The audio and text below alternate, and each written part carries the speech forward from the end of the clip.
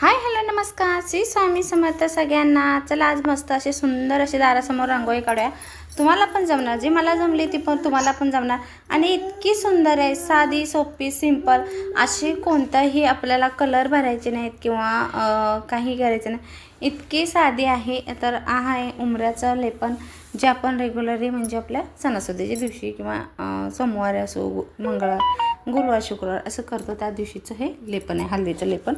तर हे हळदीचं लेपन, उंबराची पूजा जी असते ती झाल्यानंतर मी तुम्हाला रांगोळी दाखवते। तर रांगोळी इतकी काढायला सुंदर आहे, तर या पद्धतीने तुम्हीही करा। रांगोळी काढायला इतकी सोपी आणि साधी आहे।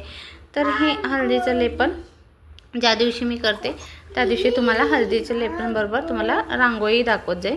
तर तुम्ही नक्की व्हिडिओ पूर्ण पहा। व्हिडिओ कसा वाटला ते पण सांगा, काही चुकीचं वगैरे असेल तर नक्की त्या सांगत जा, कारण जे सगळंच बरोबर असतं असं नाही, एखाद्याची चूक पण आपण मान्य केली पाहिजे किंवा एखादं चांगलं दाखवत असेल तर ते पण आपण। तर ही अशी आहे माझी उंबराची हळदीचं लेपन। आज म्हटले चला रोज आपण चमच्याने घालतो हळदीचं लेपन, तर म्हटले आज हळदीचं लेपन आपण हाताने घालूया। तर असं हळदीचं लेपन हाताने घातलं होतं। नंतर मी माझ्याकडे फुलाच्या पाकळ्या होत्या, मग त्या घालून घेतल्या उंबराला आणि हळदी कुंकू वाहून घेतलं आणि दिवा वगैरे धूप वगैरे दाखवून मग रांगोळी मी काढत असते।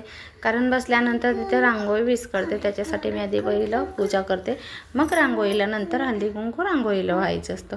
तर मी हे करते आणि मग म्हटले चला तुमच्याबरोबर आज रांगोळी शेअर करते। तर ही आज मी बॉटलचाही वापर केला आहे।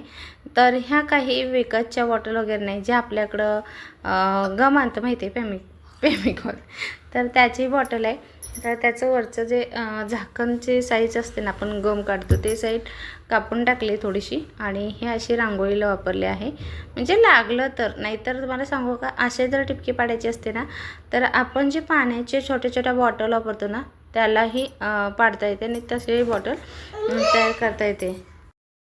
किंवा आपण छोट्या फ्रुटीच्या वगैरे बॉटल्स आणतो माहिती ना आपल्याकडं, तर त्या धुवून वाळवून घ्यायच्या, त्यांनाही वरती झाकणांना छोटंसं छिद्र काढायचं आणि रांगोळी टाकायला, तेही छान बॉटल्स तयार होतात। तर तशा माझ्याकडं पण केले आहेत, पण मोठ्या बॉटल आहेत।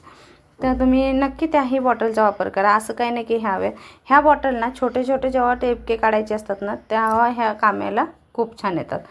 तर या पद्धतीने टाकून घ्यायची रांगोळी, हातानेही टाकू शकतो आणि एखादा बर्ड्स घ्यायचा, झाकणाने रुंद करून घ्यायची आणि बर्ड्स घ्यायचं आपलं, आणि त्या बर्ड्सने असं राऊंड राऊंड करत जायचं गोल गोल। आता हे मी जसं फिरवलं आहे तसंच तुम्ही करून घ्या।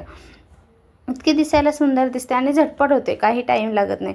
फक्त एखादी गोष्ट बघून ठेवायची म्हणजे पटकन काढता येते आपल्याला। तर ही असं काढायचं आणि त्याचबरोबर आपल्याला हातानेही काढता येतात ते छोटे छोटे टिपके। आता मी तुम्हाला दाखवते हाताने कसे ते आपण छोटे छोटे भागचे टिपके काढायचे। आता तुम्ही म्हणा पूर्ण दिसत नाही, त्याला काय आहे ना, स्वतःने मोबाईल एका डब्यावरती ठेवून मी करत असते, त्यामुळे ते तुम्हाला व्यवस्थित दिसत नाही। तर हे या पद्धतीने मी करत असते। तर असे टिपके काढून घ्यायचे, एक वर खाली आणि मग हे आपल्याला एका पेनाच्या साहाय्याने ते असं आतल्या साईडला फूल तयार करायचं आहे। इतकी दिसायला सुंदर दिसते। तुम्ही ही रांगोळी पाटाच्या, आपण देवाची पूजा वगैरे एखादी मांडतो, त्या पाटाच्या साईडनी पण काढायला खूप सुंदर नाजूक रांगोळी आहे। दारात पण नाजूक, कुठेही आपल्या पायाने ही रांगोळी खराब होणार नाही। तर ही मस्त रांगोळी दिसायला दिसते आणि एक राऊंड सोडून एक राऊंड अशी ही रांगोळीचे टिपके मारत जायचे। त्याचबरोबर मग याच्यामध्ये आपल्याला काही कलर वगैरे भरायचे नसतात, पण दिसते एवढी सुंदर ना। व्हाईट फरशी असेल ना, तर व्हाईट फरशी एवढं कोणतीही व्हाईट रांगोळी दिसत नाही, तिथे कलर वापरावेच लागतात।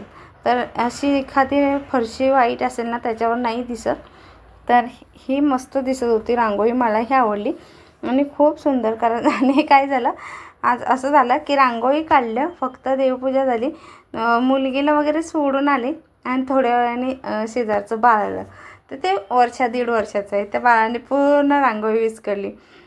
पण चालतं, ते लहान बाळ आहे त्याचं काही नाही एवढं, पण एवढी दिसायला सुंदर दिसत होती रांगोळी। तुम्ही पण काढा, सगळ्यांना आवडेल। इतकी मस्त दिसते ना रांगोळी दारात, देवाच्या इथेही. आता हे इतकी साधी सिंपल रांगोळी कोणाकोणाला आवडली नक्की सांगा. आवडली तर लाईक शेअर सबस्क्राईब करायला तर विसरू नका. ही रांगोळी तुम्ही पण काढून पहा. आवडली तर लाईक शेअर सबस्क्राईब करायला विसरू नका. बघा किती सुंदर अशी रांगोळी दिसते.